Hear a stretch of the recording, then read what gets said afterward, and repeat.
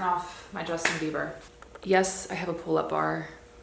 I always have to mention it because I just feel like it's just randomly there. But I am starting a new painting, and I wanted to do I wanted to film it and basically show you how I usually start a painting.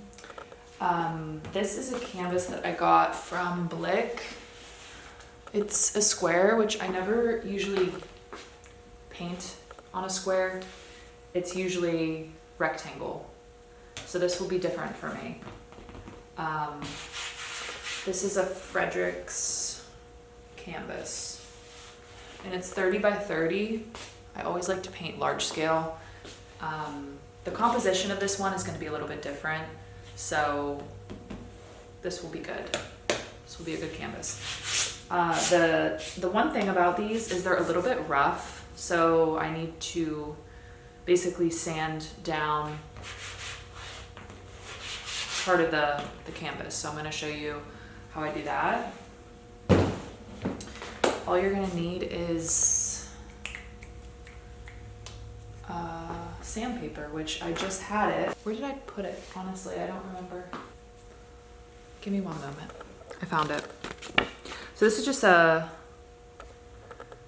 3M 150 sandpaper. And honestly, I used it before, so I don't know what I used it on. I'm just gonna sand it down a bit and see if we can get like a smoother surface.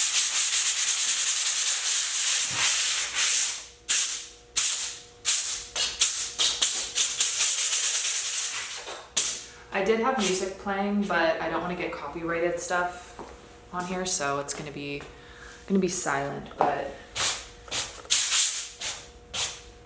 just needed it to be slightly smoother so that whenever I apply, I'm not applying another coat of gesso because it's already gessoed really well and primed. So I'm just gonna go straight into applying not an underpainting, but I'm gonna tone the canvas so that whenever I start this painting, it has a tone and it's not just like stark white. It's really hard to work with white canvases, and also I don't like to paint directly on white just because you need like an actual base layer so that your eyes don't mess with you.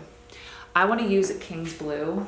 That's just honestly what I have in my mind. You can use whatever. It's going to be a t-shirt. So the sheets around the t-shirt are going to be like a greenish blue. So King's Blue is a fave of mine, which is this shade, and this is a Williamsburg King's Blue. King's Blue. I also have a Vasari, I think I have a Vasari King's Blue. Old Holland Classics. Old Holland's another brand I like. I really like Williamsburg. That's a favorite, and then Vasari is like my favorite of favorites. Of course I can't find it. I can't find anything today in my studio. It was on my easel. So as you can see, there's a difference with each brand. There's going to be a slight difference. Like the Vasari, you can really tell it's got more of a violet hue. It almost looks like there's more reddish. Don't mind the tops of my paints. I never put the caps on. It's a really bad habit, and it's really a red flag or a beige.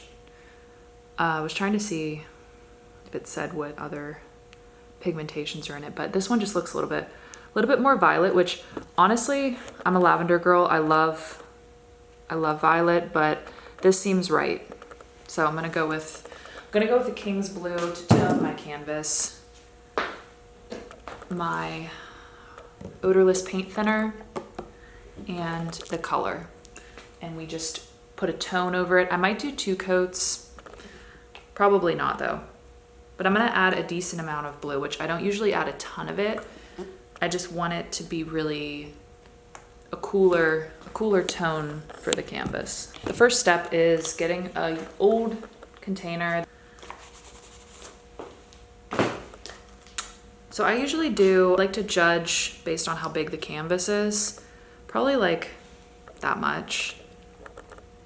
You don't need a lot. It depends on how pigmented. This is like a professionally This is like a professional grade Series 3 oil paint. So if you're using like a Series 1 oil paint that has less pigment and more filler in it, or more linseed oil,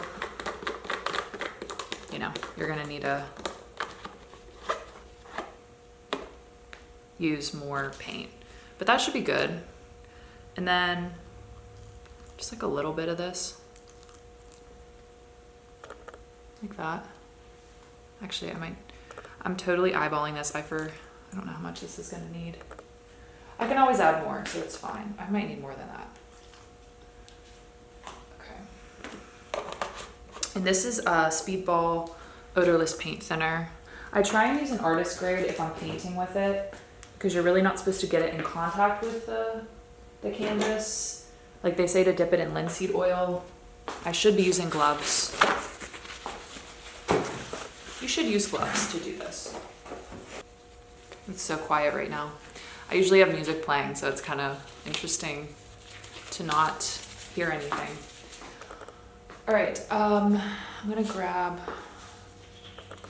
I like these brushes from Home Depot. They're just like the ones you get in the brush section. It's not good when the bristles don't move. This is an old one.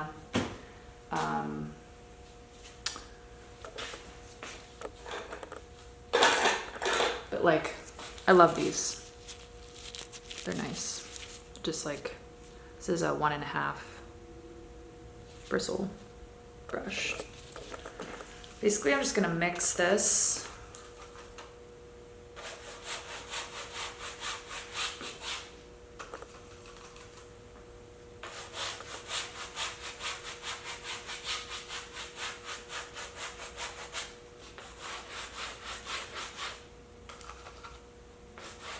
I'm definitely gonna need more. I underestimated.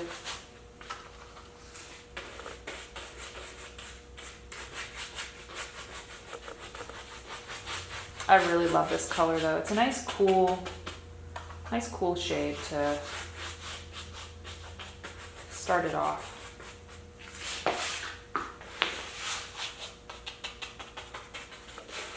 Anytime you're working with paint thinner, it should be ventilated, the space. I'm gonna open a window after this.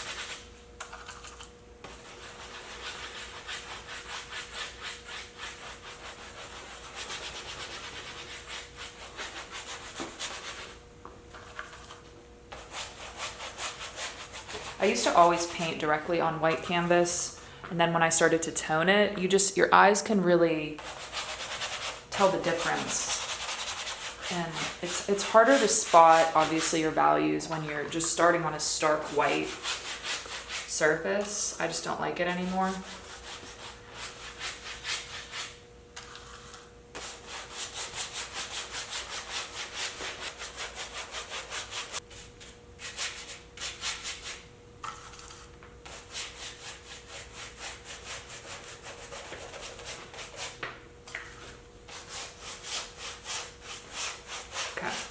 Then once you have it, all the paint thinner on, if it's too light, I like to just add the paint on.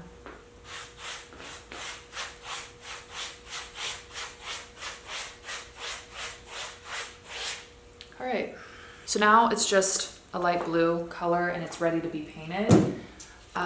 Just let it dry overnight and you should be good. If you want to paint the same day, sometimes you can do that. It can just sit for a couple hours. I like to let it sit overnight at least, just to give it some time to completely dry. You can also touch up the edges, which I'll do after this. But if you need to add another coat, you can. I don't know. I don't think that there's rules for that. If you're doing like a completely academic, like you're adding a transparent red or like a burnt sienna. Blue's kind of an interesting color to choose, but I usually, if it's a primarily green painting, I'll do like a light green. If it's red, I'll usually do like a transparent red oxide. If it's one of the ones that I did up there that's super dark, Vigilante, that was transparent red. transparent red tone.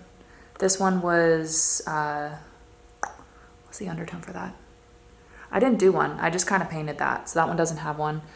Woman in the Mirror doesn't. Rinse and Repeat was a burnt sienna, I believe. Lavender Haze was actually transparent red, even though it is purple. The one of Taylor and Blake, Whiskey on Ice, that was burnt sienna. And then Maroon was transparent red oxide. I Can See Her. That one was this color. The top right, or where am I pointing? That one was the same blue, the same King's Blue that I just used. Daisy was a burnt sienna, I believe, just because of the skin tone. But actually no, Daisy was, I'm lying, hold on.